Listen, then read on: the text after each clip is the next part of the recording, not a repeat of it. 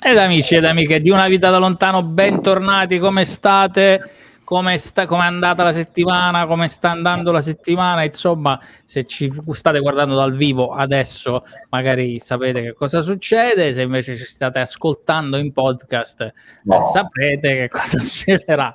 Insomma, come sempre, vi ricordo di iscrivervi a tutti i nostri canali, di registrarvi, di cliccare sulle campanelline, di cliccare sulle spunte, così sapete quando siamo live, e soprattutto commentate, perché è importante che noi sappiamo il vostro giudizio, che cosa ne pensate, insomma, così possiamo migliorare e come si dice, creare un prodotto ancora più interessante e ancora più carino. Io sono Raffaele Labrozzi, con me questa settimana Beppe Fiorello o Rosario Fiorello e Amadeus, che sono... Possiamo fare a pari e dispari per decidere chi no, è. io scelgo, scusate. Sì, tu? Io Zlatan. Io non so chi tu sei, ma io Zlatan. Vabbè, se tu ti tiri fuori, allora io faccio Beppe Vessicchio e che non se ne parli più. Lasciamo perdere questa parentesi così di facile umorismo che dovrebbe attrarre i nostri ascoltatori a seguire la trasmissione. Però ogni tanto non è che siamo così, diciamo così, bravi a cattivarci. Il pubblico. Poi sì, Piero. Con i vari commenti non ci tiriamo per nulla, tutto quello che ci possono dire anche a ragione, per cui bando alle ciance e ciancio alle bande, senza indugio e senza tema. Io vi saluto, a questo punto dovrò chiamare il mio nome da Zero Motivazioni in Piero Zlatan, e prima di introdurre l'ospite passo a salutare, eccolo lassù, basta che fai così. A salutare Emiliano, che ciao. Procederà al cappello e all'introduzione di un ospite a cui teniamo molto. Allora, intanto diciamo così, azzeriamo l'inizio. Allora, noi siamo Raffaele Abrozzi, che è quello che ha parlato per primo e che lo vedete qui sotto, l'avete sentito per primo. Il secondo che ha parlato è Piero Carlucci e lo vedete lì.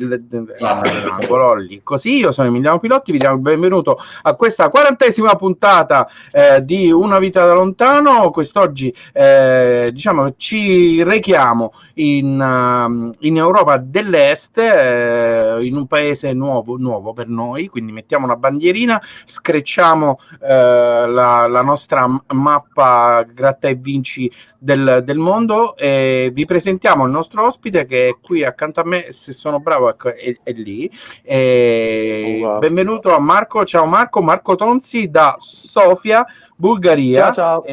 Ciao, avevo paura tantissimo, e tutt'oggi che ci penso, di cominciare la trasmissione e dire Sofia, leggendolo lì nel mio quadratino con le informazioni essenziali. Prima nel fuori onda abbiamo un po' parlato e venuto un po' fuori, diciamo così, la nostra propensione ad avere delle idee preconcette e a farci delle idee prima di vedere le cose, e questa è tipica. Io appunto c'è scritto Sofia e leggo Sofia, invece stiamo parlando di Sofia, ma Sofia è solo l'ultima tappa del tuo mirabolante viaggio nel mondo. Sì. In realtà non è che io sono fisso a Sofia, cioè, giro dappertutto. In questo momento mi trovo a Sofia, ecco. Ecco. Forse è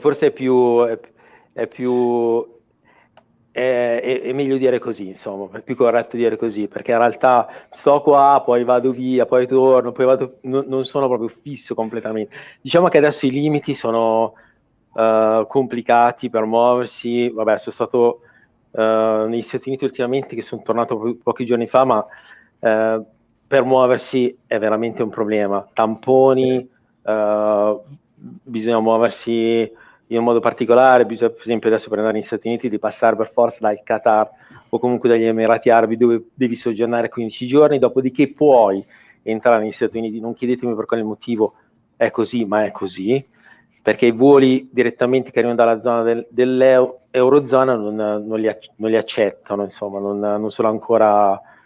Quindi con Qatar Airways e Emirates si può fare in questo modo, questo escamotage, diciamo. Però muoversi adesso è...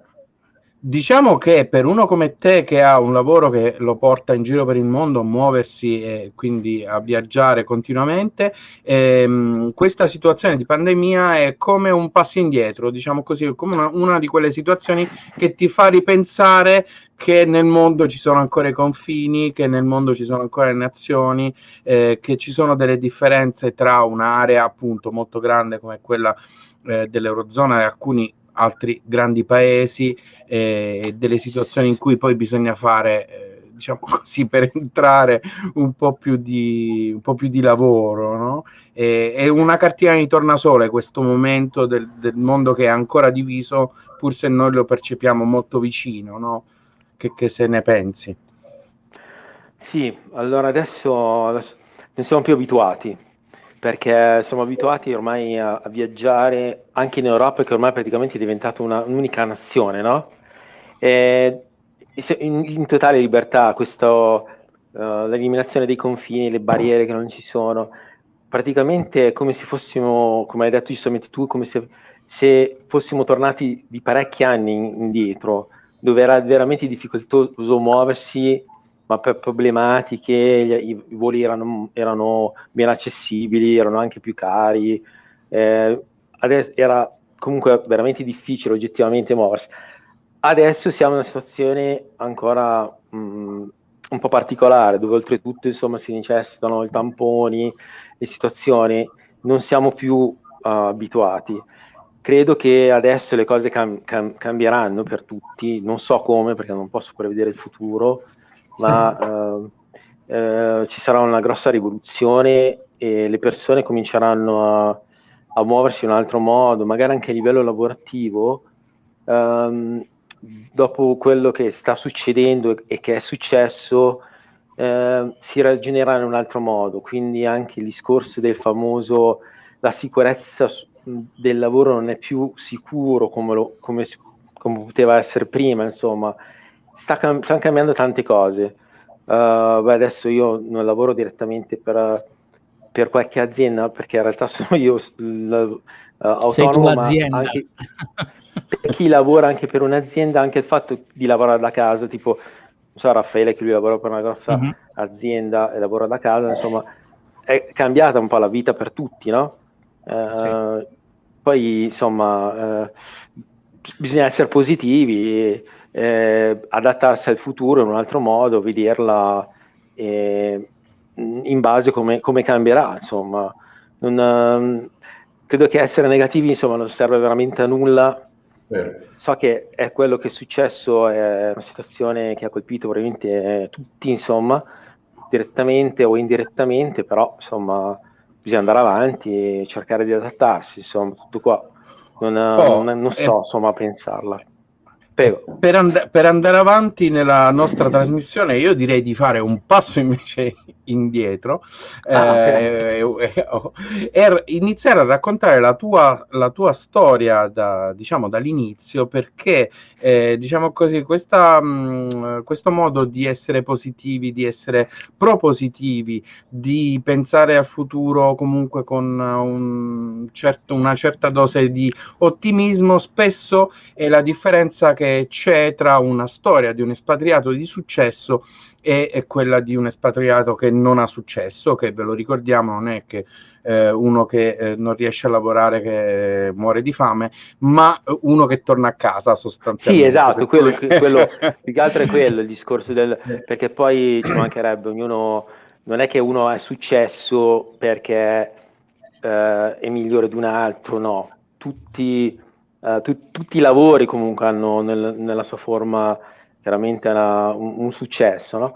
Poi che se il successo lo misuriamo dai soldi, anche quello è una forma di giudizio, un metodo di giudizio sbagliatissimo, insomma, errato, ma non è quello, perché poi ognuno di noi ha la sua forma di felicità, no?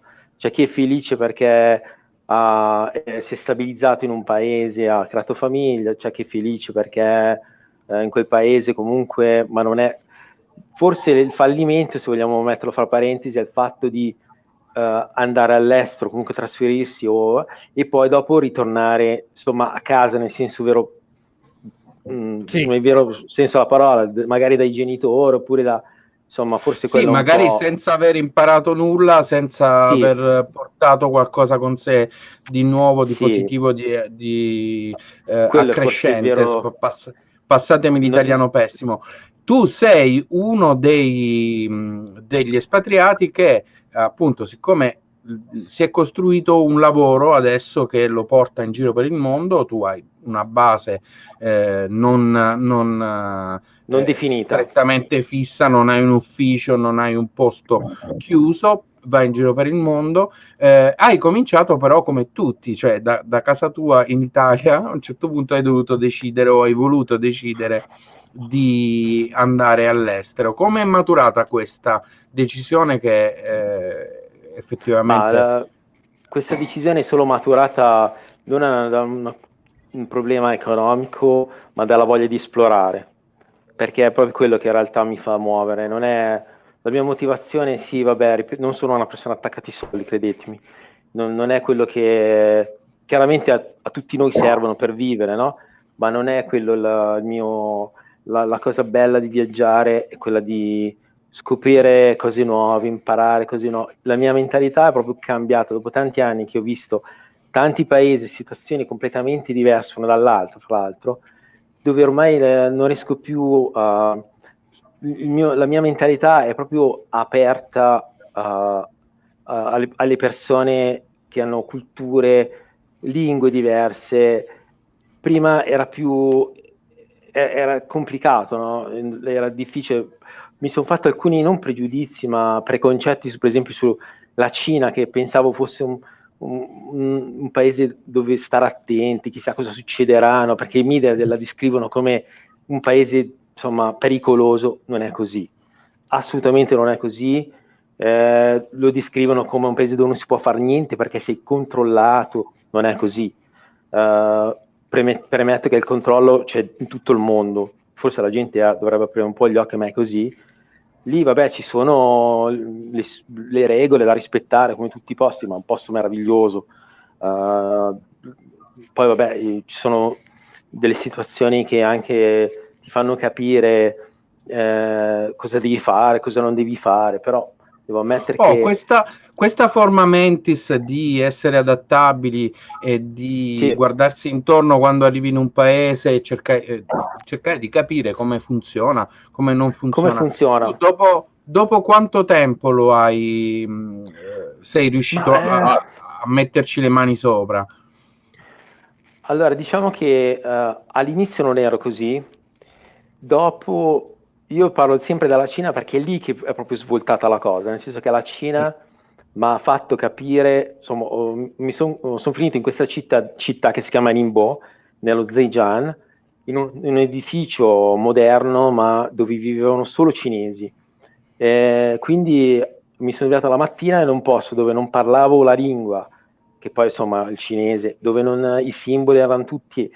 dove io ero l'unico occidentale, nel vero senso comunque non c'erano occidentali, veramente, soprattutto in quel quartiere, però, ma lì le cose sono cambiate completamente, perché prima ho scoperto che i cinesi sono persone tranquille, sono ospitali, sono curiose, hanno voglia di conoscere le persone, sono stato veramente stupito dal fatto che, a differenza magari da noi, che siamo un po' resti nei confronti degli stranieri, così, loro no. Nonostante siamo occidentali e siamo, insomma, completamente, anche fisionomicamente diversi da loro, no? Però mi ha stupito. E da lì il tuo mindset cambia, no? Perché comincia a dire, ma com'è così?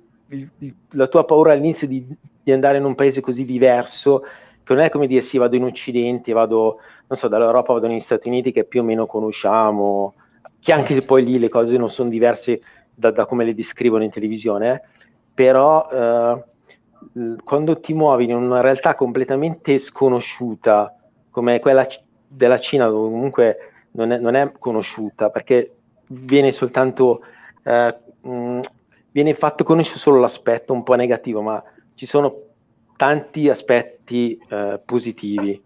E poi la tua mente cambia, si sviluppa, o cambi, o insomma, o se non ti adatti, insomma, te ne devi andare. Ma questo soprattutto se non ti piace, se non ti ci trovi, se ti crei dei problemi che non esistono, se ti fai delle difficoltà, soprattutto appunto quando c'è un gap culturale così ampio, è più facile, diciamo così, però se uno è abituato, comunque si cerca di darsi un tempo di dire ok, io adesso provo. E come appunto la prima esperienza, la tua prima esperienza in quale paese è stata dall'Italia? Dove sei andato come prima volta? Vabbè, in realtà sono stato in quasi tutti i posti, quindi dire vabbè, fuori dall'Italia, come viaggi, così viaggi negli Stati Uniti, vabbè, come viaggi di piacere, poi vabbè, Marocco, poi Egitto, vabbè, stessa Irlanda, dove comunque poi ci siamo conosciuti, no? Talmente tanti, poi ho fatto Australia, poi anche in Nuova Zelanda, ne ho visti talmente tanti che diciamo anche che ufficialmente abbastanza distanti non solo geograficamente ma anche culturalmente, magari passando dall'uno all'altro, no? Quindi dopo un po' ci hai preso gusto, diciamo così. Sì, devo dire che però i paesi al quale mi sono legato un po' di più, se devo ammettere, sono Cina e Irlanda. Mm-hmm. Perché vabbè, la Cina perché ci sono stati tanti anni, Irlanda perché fra tutti i paesi dell'Europa, secondo me, o anche del mondo, è uno dei più belli nel senso dal punto di vista sociale. Perché vabbè, è vero che il tempo è un po' strano, si sa, no, lì piove, un po', però la gente, o comunque loro, insomma, gli irlandesi sono fantastici, lo sappiamo, no? Sono persone dove vai in un pub, vedi il mix fra il diciottenne e il sessantenne, no? Non c'è distinzione di età in questi pub dove vanno veramente tutte le età, no?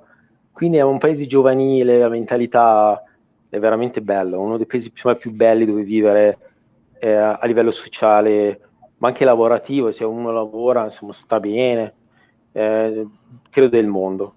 Secondo me è uno dei paesi più a livello sociale di vita, sicuramente. La Cina è un paese di tante opportunità, difficile, vabbè, non è chiaramente l'Europa. Parliamo di città enormi, nel senso che la prima città nella quale sono stato, che è Ningbo, è una città da 7 milioni di abitanti, che è considerata una delle città più piccole, insomma, comunque città in Cina parliamo di 6-7 milioni, insomma, città. Altrimenti sono paesi, città sono quelle in Cina, sì. O altrimenti si va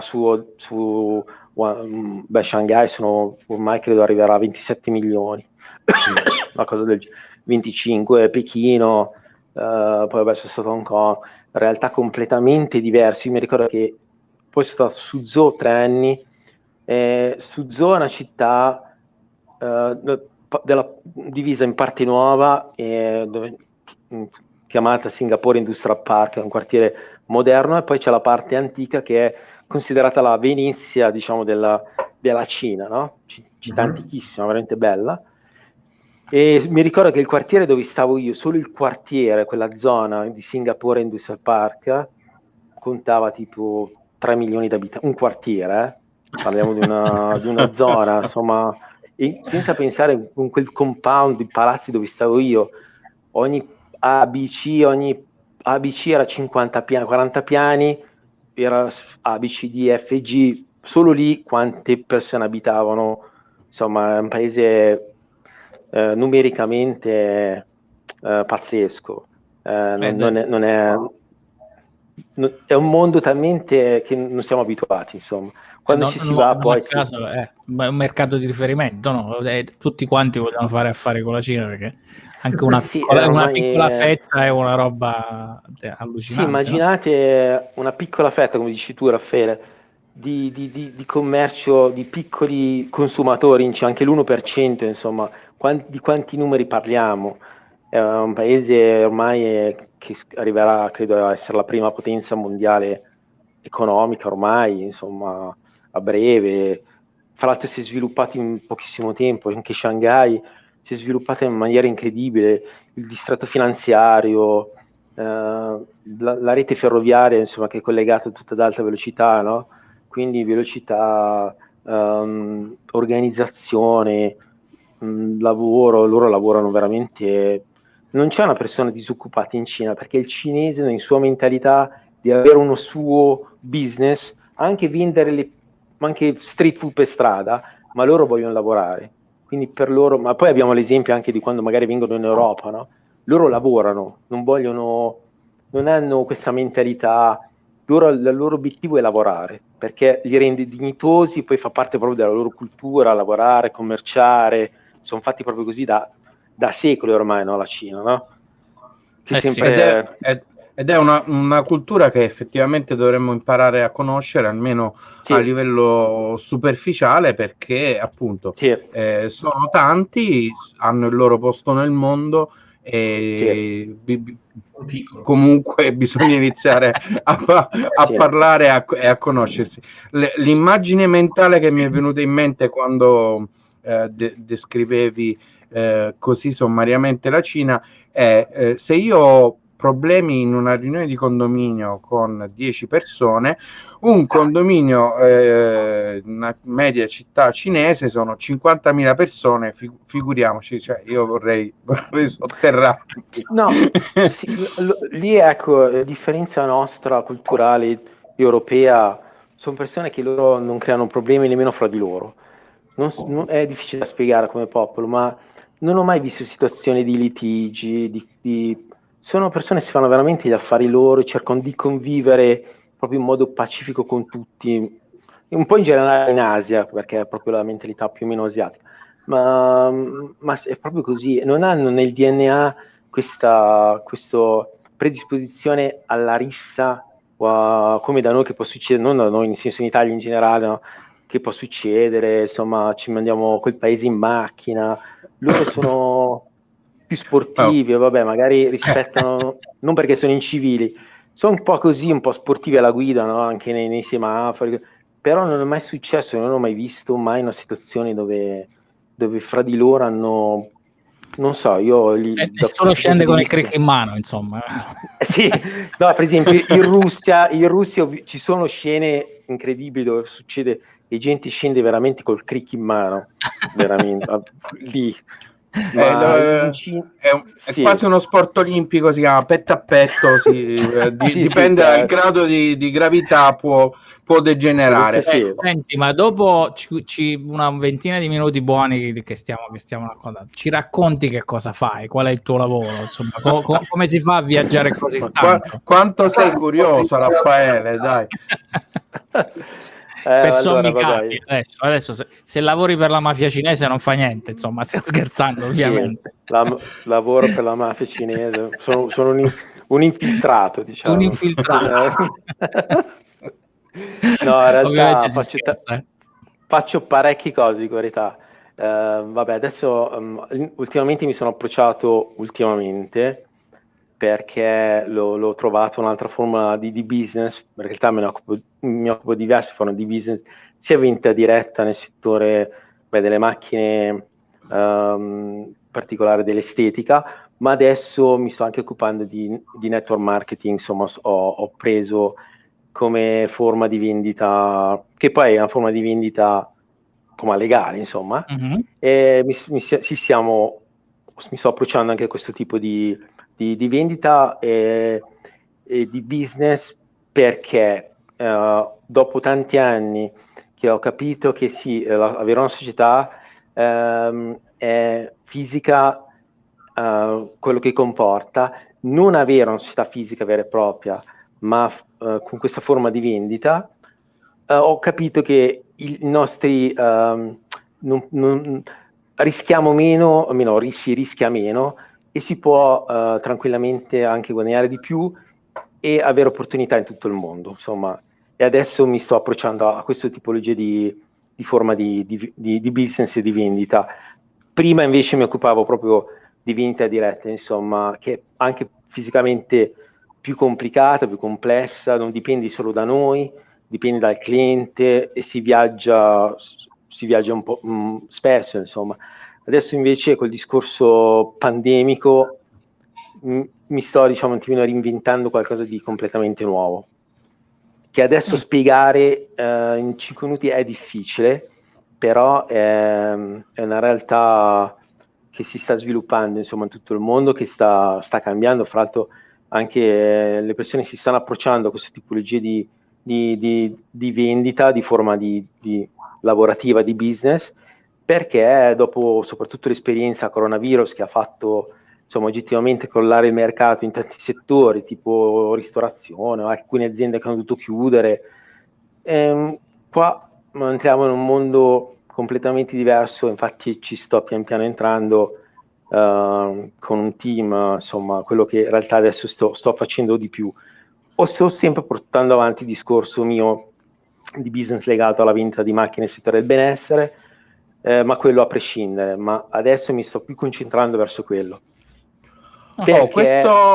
Questo cambiamento così anche di mentalità dovuto al momento storico che viviamo, chi, diciamo così, è meno ancorato a dei pensieri rigidi, magari fa più difficoltà a ripensare tutta la propria attività, a mettersi in discussione, a ricominciare.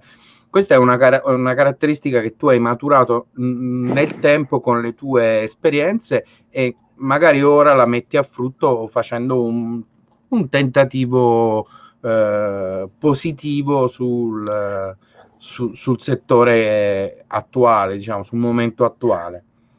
Allora, adesso,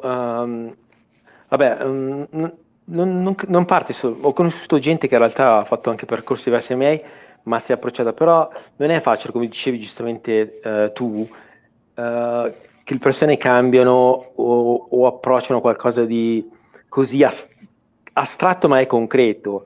Però tante persone, ma non perché sono stupide, assolutamente, mi permetterei mai di giudicarle, ma perché non hanno mai conosciuto, magari viaggiando, insomma, queste opportunità un po' particolari, la vedono uscire dalla nostra comfort zone, ecco, quella è la parola giusta, no? Che tutti, o comunque quasi tutti, hanno, però a volte è un limite, perché questo coronavirus, questa pandemia, insomma, questa situazione che abbiamo vissuto mondiale, sta facendo riflettere le persone, come dire, ok, va bene, la nostra attività, guarda cosa può succedere, no? Perché non fare qualcosa di nuovo? E veramente, credetemi, ci sono delle alternative che io ho scoperto ultimamente facendo ricerche di mercato, insomma, che mi hanno fatto anche conoscere, così, che in realtà permettono alle persone, chiaramente col lavoro, perché nessuno ti regala nulla, di arrivare ad avere un'indipendenza, non parlo di indipendenza economica, ma l'indipendenza a una struttura vera, che purtroppo in alcuni casi può crollare per problemi, guarda, in questo caso per un caso di forze maggiori, no? Lasciando perdere alcune aziende solide, che è veramente difficile che possa succedere, e chiaramente spero che non succeda mai a nessuno, perché è giusto, insomma, no? Però sta facendo riflettere parecchio. Adesso, in questa tipologia di forma di vendita, di business, le persone ci stanno pensando, e per quello che mi sto indirizzando verso questa tipologia di business che non è più il futuro ma è già il presente, no? Poi adesso abbiamo anche fra l'altro la tecnologia alla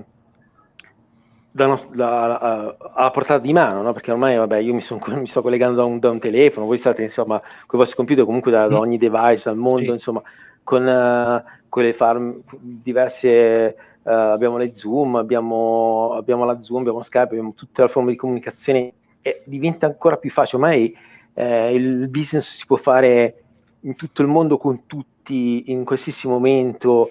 Abbiamo la condivisione dello schermo, quindi possiamo far vedere cosa si fa, cosa non si fa. Le cose sono veramente cambiate, quindi non è tutto così negativo, insomma. Abbiamo le alternative in mano. Prima era complesso farlo, adesso anche se è complesso per alcuni, perché è difficile cambiare magari la vita o la tipologia o la forma di vita che uno ormai ha acquisito tanti anni, no? Però lavorandoci, ma magari è più predisposto. Io sono più predisposto, ma non è così difficile. Le persone stanno aprendo gli occhi, insomma, no? Sì. Secondo me c'è un cambio proprio di vita, proprio di fare business. Allora, intanto arrivano. Intanto voglio ricordare che se volete siamo anche su Clubhouse, quindi potete entrare nella nostra stanza, si chiama Una vita da lontano ovviamente, e fare toglietevi le scarpe, mettetevi le ciabatte per favore, se no sporcate, e fare delle domande, quindi vi posso mettere live in voce e fare delle domande a Marco se volete. Nel frattempo, chi ci sta seguendo, ricordandovi sempre di iscrivervi a tutti i canali YouTube, tutti i podcast, quindi Apple Podcast, Spotify, eccetera eccetera eccetera. Arrivano delle domande. Salutiamoli. Allora, cominciamo con la prima, di Emiliano Troiani, che dice: come fai a trovare dei periodi di riposo in tutti questi viaggi? Adesso te le faccio tutte di fila e poi dopo con calma rispondiamo. Poi Emiliano sì, che conosco. Sì. Emiliano, poi è un po' di anni che non vedo. Ci ha chiesto anche quale paese in cui ti stabiliresti. Aspetta che intanto te le faccio tutte le domande e poi è difficile da rispondere. Cosa consigli a qualcuno che vorrebbe intraprendere la carriera come la tua? Allora cominciamo carriera è una parola grossa, nel senso non è carriera, carriera è una parola grossa. È una scelta di vita, insomma. Ognuno di noi ha la sua carriera in qualche modo, no? La sua forma di successo, secondo me, no? Ripeto, non ci sono lavori brutti o lavori peggiori, ci sono solo lavori diversi e basta, secondo me. Chiusa parentesi, detto ciò, dove voglio stabilizzarmi? Il tempo, il mio fisico è talmente abituato, veramente, io non scherzo, dormo pochissimo di notte, ma questo da sempre. A me capita di stare in piedi veramente alla notte, ma non perché ho problemi miei, perché il mio fisico richiede 3 ore di sonno, ma questo da sempre, 4 ore, ma ci sono degli orari, guardo, comunque sto collegato fino a tardi, vado a letto alle 3, alle 4 di notte, alle 7 sono in piedi e non ho problemi fisici, ma non perché, ripeto, problemi, perché il mio fisico è così, non ha bisogno di dormire, ho bisogno di dormire poco, anzi se dormo tanto soffre, invece se dormo poco sta bene. Quindi non ho in realtà questo bisogno fisiologico di riposarmi o non subisco dei contraccolpi. Forse perché, non lo so, faccio una vita un po' salutare, per esempio non fumo e non bevo, insomma, ma questo non vuol dire niente, perché poi non è che ci entra in modo particolare, credo. Però faccio una vita abbastanza salutare, no?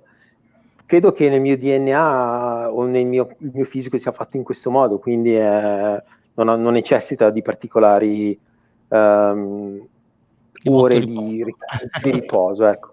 Per quanto riguarda invece il discorso dove voglio stare, quello è il dilemma, perché non lo so nemmeno io. Di verità, io ho pensato ultimamente, però ci sto pensando, che invece forse dove vorrei, diciamo, stabilizzarmi, credo che se dovessi decidere, la Cina difficile, perché a parte difficile, insomma, adesso per esempio non ci si può neanche andare perché hanno proprio bloccato temporaneamente i visti per andare in Cina, anche per i viaggiatori, per il turismo, per il business, è un po' un discorso particolare, vabbè. Forse sicuramente l'Europa che mi piace molto, pensavo all'Irlanda, ma questo da un po' ci ho pensato, e mi ero anche informato per acquistare eventualmente una casa, insomma, che poi ho visto che non... E ho pensato a lì, dico la verità.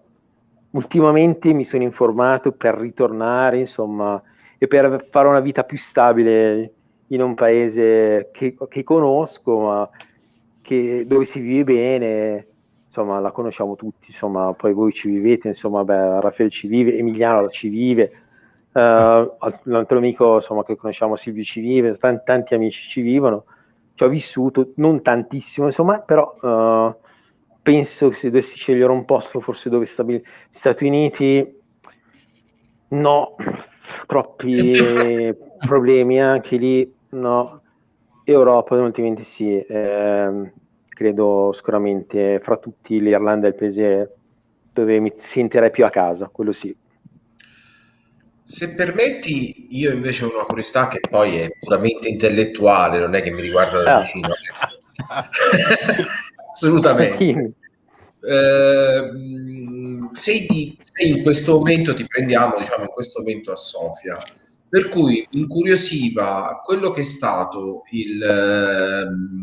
l'impatto reale con un paese relativamente vicino alla fine all'Italia e anche alla cosiddetta Europa occidentale, rispetto al pregiudizio di quello che ti hanno raccontato tutti quanti di quello che poteva essere la Bulgaria prima che tu la vedessi in prima persona. Ecco, se volevi dare 2 parole al riguardo. Allora, ripeto, la gente, non so per quale motivo, ha sempre questa mentalità che collega l'est o alcune zone dell'est a un particolare tipologia di persone, non so perché. Ma questo, vabbè, fa parte, credo, dell'ignoranza, non lo so mai così. Quando collegano magari la Romania a... non lo so perché così... mettono sempre in mezzo, faccio un esempio, non mi spiace dirlo, gli zingari, che non so che cosa c'entrano, no? Certo. Cosa c'entra questo con la Bulgaria, cosa c'entra questo con la Romania, eppure ci li mettono sempre di mezzo e non conoscono nulla. Questi fanno parte, credo, degli analfabeti funzionali, insomma, no? Sì. Quelli che giudicano, io ripeto, in queste realtà che sono assolutamente incredibili. Io ripeto, non credevo fosse per esempio così la Bulgaria, l'est, perché poi dire dell'est in particolar modo, ma la Bulgaria è un paese molto particolare, gente molto carina, sicuro, anzi sicurissimo, costo della vita basso, ma quello non fa parte, insomma, della parte culturale, però veramente mi ha stupito, insomma. Poi fra l'altro è un paese proiettato verso il futuro, no? Dove si sta costruendo, si sta facendo, insomma, fra l'altro, per esempio, la burocrazia è molto semplice, qua per aprire una società ci metti veramente mezz'ora, in Italia ci metti, non lo so quanto, ci metti un mese, 3 mesi, 4 mesi, dipende quale tipologia di società si vuole avviare. Poi loro hanno fatto una politica anche discorso di tasse, insomma, c'è una tassazione, scusate, del 10%, insomma, che ne permette a tante multinazionali, aziende di trasferirsi, tante persone di investire, vengono in Bulgaria per questi discorsi. È un paese che mi ha stupito, insomma. E gli stessi bulgari, ripeto, fra l'altro culturalmente sono persone che parlano anche senza studiare almeno più di una lingua rispetto alla loro, quindi è facile che parlano anche russo, no? O comunque c'hanno... Ma parlano di tutto. Io ho conosciuto persone che parlano italiano e che in realtà l'hanno imparato dalla televisione, francese benissimo, parlano, ma tanti bulgari parlano più di una lingua, insomma. Vabbè, alcuni parlano il russo, soprattutto credo le generazioni un pochettino più vecchie, fa parentesi, no? Perché insomma qua uno è tedesco, però parlano parecchie lingue, no? Ma loro perché hanno voglia di fare, hanno fame, hanno voglia di uscire, sono persone abbastanza intraprendenti, secondo me, hanno voglia soprattutto i giovani, di muoversi, di fare, di costruire, no? Perché hanno avuto parecchia povertà insomma un periodo un po', però adesso si stanno secondo me riprendendo. Sì, si stanno sviluppando, non perché non è un paese sviluppato, insomma, quello no. È un paese che sta facendo, insomma, anche a Sesta Sofia adesso 3 linee della metropolitana, la terza l'ha appena costruita, stanno facendo tante cose, insomma. Ci sono, se vuoi lavorare da solo puoi farlo, in questa società ci sono società dove si può lavorare, insomma, parecchie opportunità. I pregiudizi che hanno le persone sono frutto dell'analfabetismo funzionale, che è quella una forma di ignoranza che non si uccide, insomma, che non si può abbattere, secondo me, perché quando sento, infatti adesso, insomma, anche ultimamente, anche su Facebook, di verità, cerco di starci meno, perché non ho più voglia di ascoltare certi commenti ridicoli di gente che non ha, quelli sono zingari, quelli sono lì, quelli sono là, non sapete nulla, insomma, i romeni sono così, tutte queste cose che sono stufo di sentire, insomma, gente che non si è neanche nemmeno spostata da casa sua una volta nella vita, fra l'altro, che sono i peggiori, sì. Insomma, no? Neanche quelli che hanno viaggiato. Piero raccontava dei famosi, quanti erano chilometri per cui uno rimane intorno al suo... Sì, la sfera, si è calcolato che anche al giorno d'oggi la sfera di influenza, tra virgolette, della vita di una persona, tra virgolette, normale, se poi si può definire così, è tra i 25 e i 27 chilometri, ovvero la bolla da cui prende tutte le idee, in cui vive la propria vita, in cui sviluppa le proprie relazioni, in realtà è inferiore ai 30 chilometri. E sinceramente per me è stato scioccante, perché pensavo che nel 2021 in realtà la bolla avesse espanso molto i propri limiti. Invece rimaniamo, oddio scusate se dico rimaniamo, però avendo viaggiato un po' verrebbe da dire così, rimaniamo ancora un po' un'eccezione alla regola piuttosto che la regola in sé. Però anche qua, se ci pensiamo, nell'era della tecnologia, della globalizzazione, sì, dei social che abbiamo praticamente in mano, come è ancora possibile adesso non informarsi, insomma, parliamoci chiaro. È vero che tutto quello che si scopre o da Google magari non è al 100% vero, però uno si fa un minimo di ricerca, insomma, ma i video su YouTube ci sono, certo, un'idea, un minimo un po' se la può fare di quello che è il mondo in un altro posto, magari non al 100%, ma insomma dai, adesso ormai abbiamo in mano, l'altro giorno vidi un filmato di un ragazzo giovane, ora non mi ricordo più il nome, che è andato italiano, che è diventato famoso, che adesso sta in Russia, ha girato in bicicletta, credo, la Siberia, insomma, pazzesco, 20 anni, e ora sta in Siberia, ha conosciuto bene una ragazza lì, insomma. Ieri sera vedevo che viveva in questo villaggio a meno 50, insomma, wow, situazioni che mai, eppure viaggiando si può venire veramente a conoscenza anche tramite solo YouTube, come la realtà, no? Ma la gente comunque ha sempre questo, non so perché, non si tratta solo di italiani. Gli italiani forse sono, secondo me, quelli messi un po' peggio, non so perché. Da questo punto di vista non lo so, e mi spiace ammetterlo, perché voglio dire, l'Italia è un paese comunque che alla fine sempre, in teoria, con la cultura che abbiamo non dovrebbe, ma invece è molto molto molto chiuso, non riescono a accettare.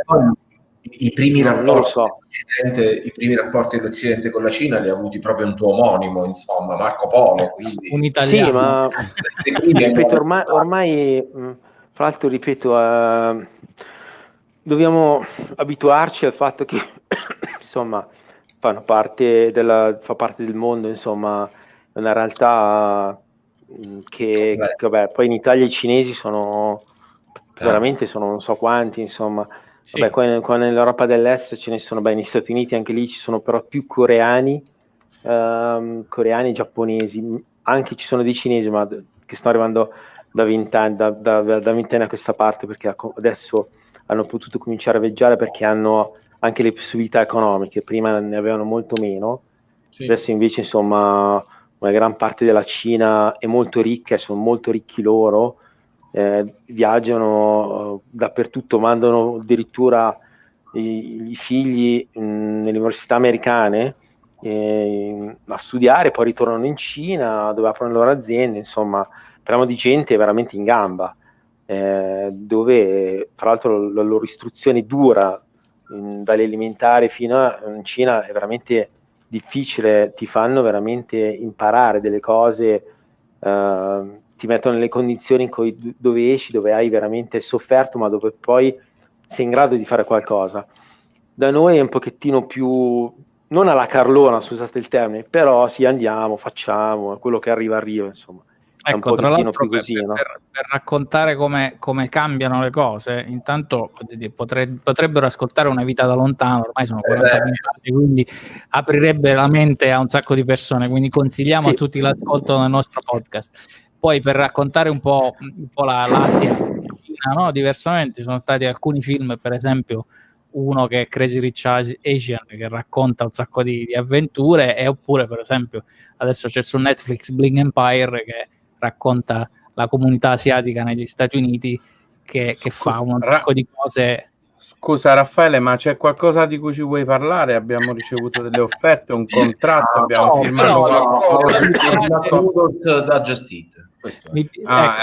Ok. Mi piace raccontare e dare dei consigli, perché alla fine anche lì nella bolla uno continua a guardare sempre le stesse cose, anche in televisione, e quindi poi quando invece guarda anche dei film, delle serie televisive, anche su un posto come Netflix, che magari c'ha delle cose semplici, può trovare delle cose interessanti e farti capire, come dici tu, il cinese che manda i figli a studiare in America nei migliori college, perché se lo può permettere, quindi fa una vita diversa. Sì, no, se lo possono permettere, c'è un livello di ricchezza in Cina che uno non può nemmeno credere.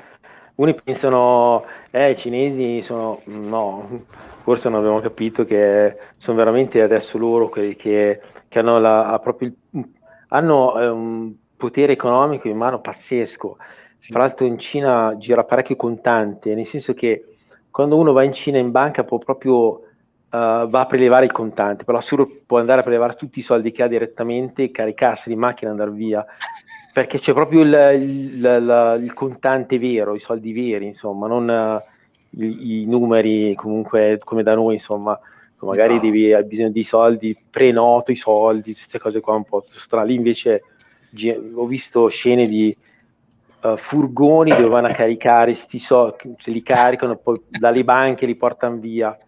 Pazzesco, cioè, e non è una rapina.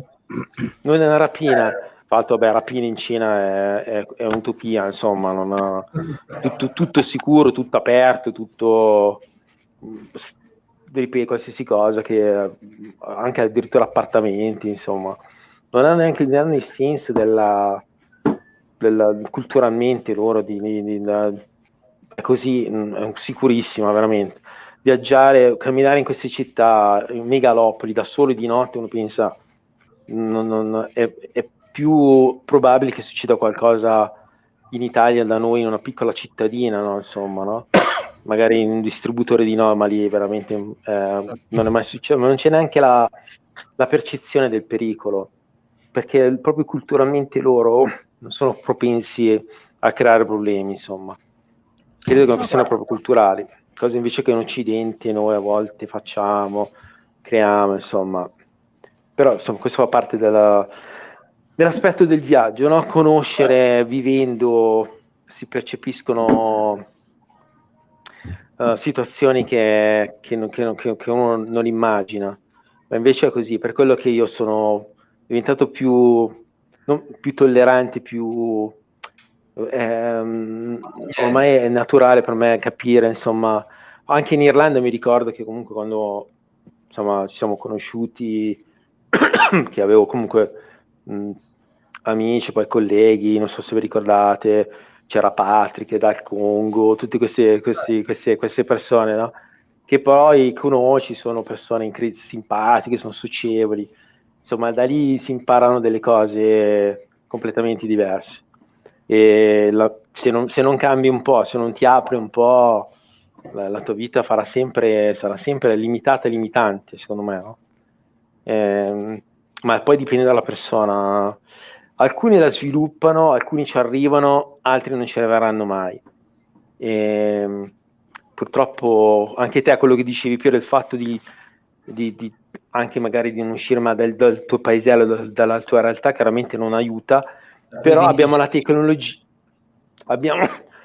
scusate, abbiamo la tecnologia alla portata di mano, ma la gente non si sforza nemmeno di guardare magari un video o una situazione, non si sforza nemmeno, insomma, si limita a dire lì sono così e sono così, e non si sa da dove arrivano queste loro, non si sa, però è così, lo dico loro, basta. Allora abbiamo 10 minuti. Allora Emiliano, andiamo con un po' di in realtà abbiamo le nostre domande delle 100 pistole, ma abbiamo già risposto sostanzialmente a tutte per cui, perché i nostri ospiti amici precedenti ci hanno, diciamo, preceduto, come al solito, però ovviamente abbiamo, per concludere, per questi 10 minuti, ovviamente abbiamo da chiedere alcune cose, comunque da fare alcune considerazioni.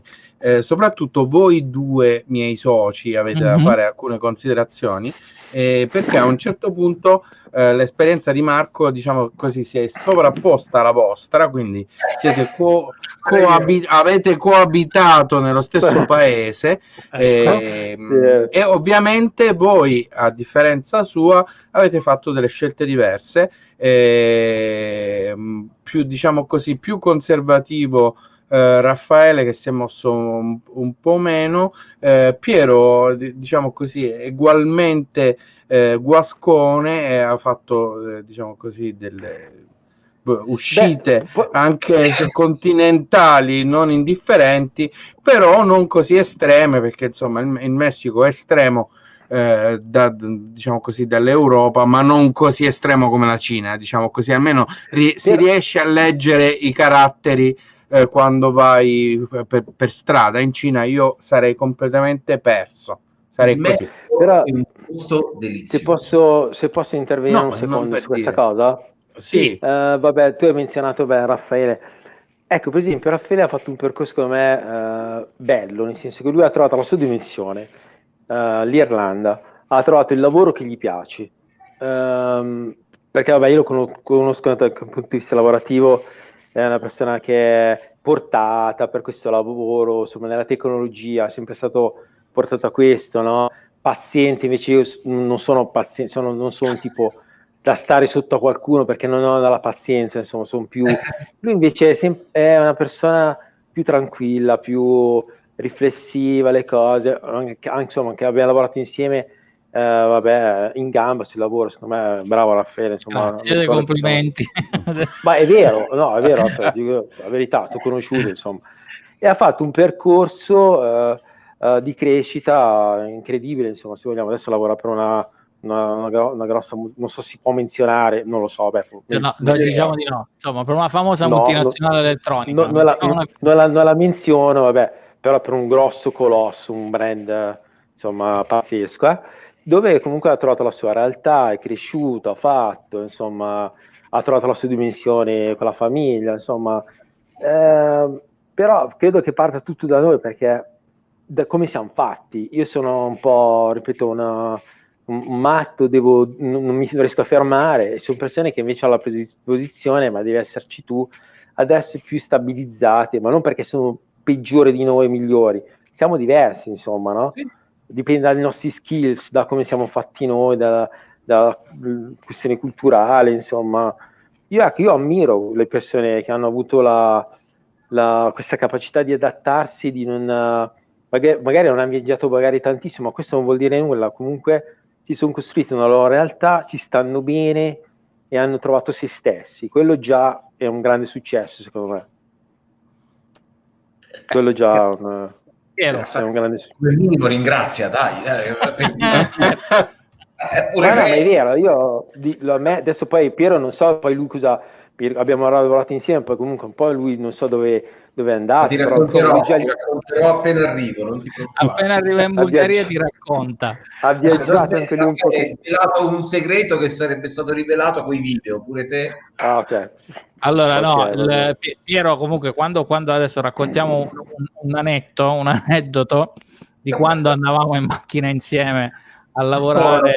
Mi fa pensare. Io non fumo più, ma voglio farti vedere adesso a beneficio solo di quelli che ci guardano su. Hai smesso di fumare, Raffaele? Ormai da un sacco di anni. Ti ricordi, Ah, questa era la cavolo. macchina che usavamo per andare a lavorare? Ma io mi ricordo che avevi la tua macchina mi ricordo, adesso chiaramente con la macchina non ce l'hai più. Andavamo a lavorare con questa macchina e io fumavo, Sì. Piero fumava, e quindi andavamo in quattro in questa macchina. Il povero Marco non fumava e quindi lo abbiamo affumicato per almeno, diciamo, 5 o 6 mesi tutte le mattine. Mettiamo Questa puntata No, mi ricordo, sì. il nostro modo di chiederti scusa, davvero. No, per questo che hai smesso di fumare è una bella notizia, non credevo pensando a me nella tua posizione adesso probabilmente commetterei qualche omicidio, quindi devo dire che anche tu sei stato molto molto molto calmo in quel momento. Allora, però qualche birretta te la fai sempre, insomma, al pub. certo, purtroppo adesso il pub non ce li ricordiamo più ormai da un anno, perché sono Vabbè, chiusi. insomma, Tornano a breve. Torneranno a breve. Adesso l'ultima per inserire nel contesto del momento, probabilmente qualche pub riaprirà col takeaway, quindi tu ti puoi andare a prendere la birra e portartela. Io sono tornato in Bulgaria ma da 2 giorni, che sono arrivato verso un giorno e mezzo così, e hanno aperto proprio adesso praticamente da un giorno tutto ancora, quindi hanno aperto, cioè tutto aperto, hanno aperto ristoranti, hanno aperto palè, sono tutto, anche qua avevano chiuso, insomma, adesso praticamente tutto di nuovo aperto, praticamente, quindi Piero, quando arriverai qua sarà tutto. No, ma io Beh, perché mi fa piacere che da qualcosa da qualche parte sia aperta, che dite?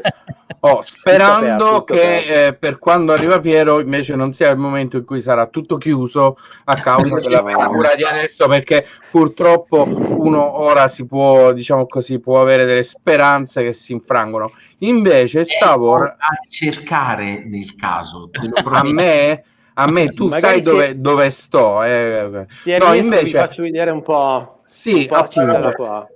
Stavo pensando che ecco qua ho una vista allora, dove sei adesso dall'alto, quel posto dove sei? Da qua, vabbè, in questo momento qua sono in un hotel, però vi faccio vedere da qua, si dovrebbe vedere la basilica, ma non so se sì, eccola là, illuminata, si vede. Okay. Si vede un bellissimo spettacolo notturno di una bella città. Ragionavo che con te abbiamo fatto una puntata tutta quanta, diciamo così, su un'analisi generale di noi stessi, di te stesso, di come siamo, di come potremmo essere più positivi, più aperti, eccetera, e non abbiamo fatto tutta quella parte che di solito va a finire sempre su un punto, cioè di quello che ti manca, se c'è qualcosa che ti manca dell'Italia, qual è stato il caffè peggiore che hai mangiato, che hai bevuto, eccetera, eccetera. Tutto questo sfrugugliare, perché spesso e volentieri è anche abbastanza, diciamo così, divertente e liberatorio parlare appunto di alcune aspettative, culturalmente parlando molte delle nostre aspettative sono di cibo e di caffè, e poi parlare, vedere come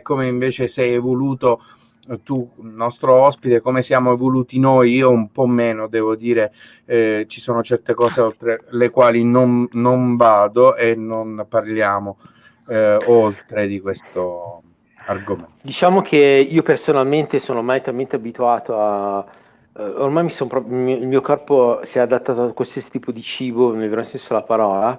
Non ho quella classica mentalità che devi per forza trovare la pasta, insomma, può anche viverci senza, Caffè, vabbè, lo sappiamo, anche lì non è facile, però anche lì mi sono abituato a 8000 tipi di caffè. di caffè. Di matti diversi. Uno si aspetta sempre il classico caffè, ma poi si sa che non è mai così, insomma. Però ti abitui e quindi, insomma, queste cose qua. Cosa mi manca dell'Italia? No, in realtà no, l'Italia proprio non mi manca, nel vero senso della parola. Non so perché, ma io non credo di poterci più vivere, non perché ho qualcosa contro l'Italia. La mentalità è un po' così, insomma, no, non ci voglio tornare, insomma, a vivere, quello no. Invece, Sì, invece quello che c'è di buono dell'Italia che ti stai portando appresso con te nella tua vita, nell'andare in giro, nello scoprire il mondo, nel fare nuove esperienze, c'è qualcosa dell'Italia che ti stai portando con te, magari non fisico, non qualcosa di tangibile? Devo dire che gli italiani, non perché sono italiano, sono persone che comunque all'estero fanno e fanno bene. Sono persone che comunque si danno da fare, sono persone che guardiamo, insomma, veramente l'italiano in tutto il mondo, negli Stati Uniti, dappertutto, in Australia, noi ci siamo trasferiti in tutto il mondo. Oramai non c'è un paese dove l'italiano non va, e non so, ma fa parte credo del loro DNA, insomma, del nostro DNA. Ci spostiamo, anche voi siete all'estero, insomma, ma non è vero che dicono che gli italiani sono mammoni, non è vero, perché comunque si muovono. Io tanti che conosco sono dall'estero tanti anni, insomma, adesso Raffaele, che conosco, Piero, ma quanti che sono da tanti, ma eppure non è vero che sono i classici italiani, sono comunque italiani che all'estero si sono sbattuti, hanno fatto, hanno ottenuto, ma ce ne sono tantissimi, incredibile, con questa mentalità. Noi abbiamo questa mentalità, no? Quello che ci portiamo dietro quando andiamo via, siamo creativi, vogliamo fare, non lo dico, ripeto, perché sono italiano, ma perché è oggettivamente così. Quello che si fa, poi vabbè, nel nostro paese ci sono tante problematiche burocratiche, quello che secondo me che ci limita un po', ma non dipende dall'italiano, dipende dalla burocrazia, Sì. da questi limiti che ci sono, dalle tasse che sono troppo alte. Queste sono problematiche però vabbè che non si possono, insomma, o ti adatti o te ne vai, non devi lamentarti troppo, insomma, no?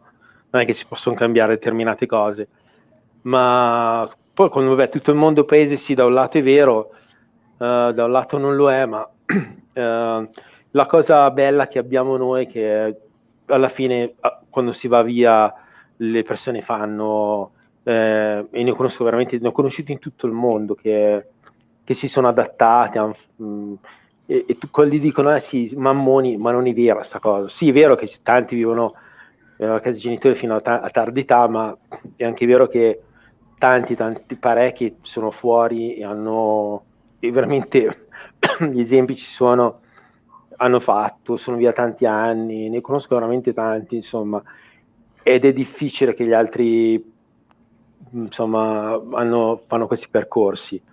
Siamo forse quelli più evoluti da questo punto di vista. Quelli che sono all'estero lo sono, secondo me.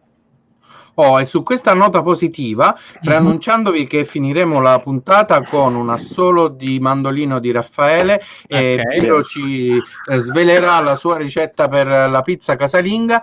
Noi sostanzialmente abbiamo raggiunto la fine della nostra puntata, siamo oltre l'ora, diciamo così, consentita dal bon ton internetiano, sia per quanto riguarda una trasmissione video, sia per il podcast. Quindi noi ringraziamo calorosamente Marco per essere stato con noi. Grazie a voi.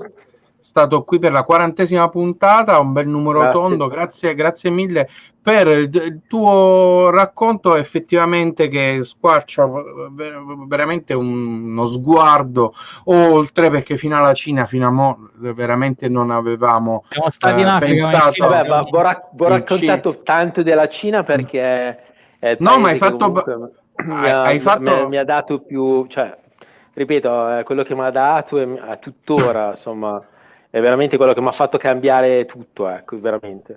Gli altri rispetto e io sono io sono sicuro che hai fatto venire voglia a Raffaele di passare tutta la settimana a cercare l'internet tutto per trovare un prossimo ospite che attualmente vive lì, magari si è accasato lì e sta facendo delle grandi cose, nessuno lo sa perché cioè di città cinesi quante conosciamo? 2, 3, con la pandemia ne abbiamo conosciuta una in più. Trovare un italiano. No, magari aiuto io a trovare qualcuno che sta lì, sì, quello sì.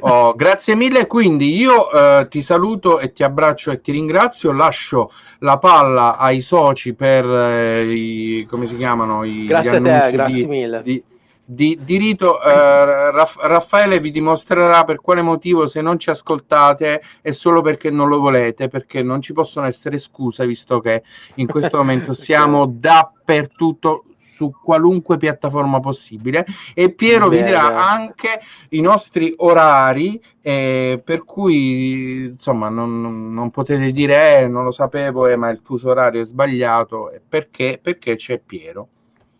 Esatto, per cui ringraziando Marco sentitamente per lo splendido viaggio che ci ha fatto fare intorno al mondo e per l'interessantissimo racconto nel quale ci siamo incrociati per qualche minuto, diciamo, vi do appuntamento a domenica, il 7 marzo, per il nostro promo, e per la prossima puntata, la 41esima, come direbbe Emiliano, all'11 di marzo. Gli orari, come sempre, sono 18:30 delle isole maggiori del nord Europa, 19:30 per chi vive a sud come noi, a parte il Portogallo, 20:30 per chi come Marco in questo momento è a Sofia e nelle altre zone del vicino oriente europeo, mentre invece se siete abitanti della terza città del Giappone, che però si trova in America Latina, ovvero San Paolo, ci potete ascoltare tranquillamente alle 15:30, ovvero alle 3:30 di pomeriggio. Detto questo, Raffo? Detto questo, vi ricordo che questa era Una vita da lontano live ed in podcast. Ci trovate su YouTube, su Spotify, su Apple Podcast, Mixcloud, Twitch, TikTok, Smashcad, Periscope, Instagram, Telegram, Dailymotion e soprattutto LinkedIn, visto che parliamo di Salumiere? Dappertutto. Da Salumiere. Ci trovate anche su Clubhouse, quindi se volete magari nelle prossime settimane riusciremo magari a fare una stanza in cui chiacchieriamo al di là del podcast.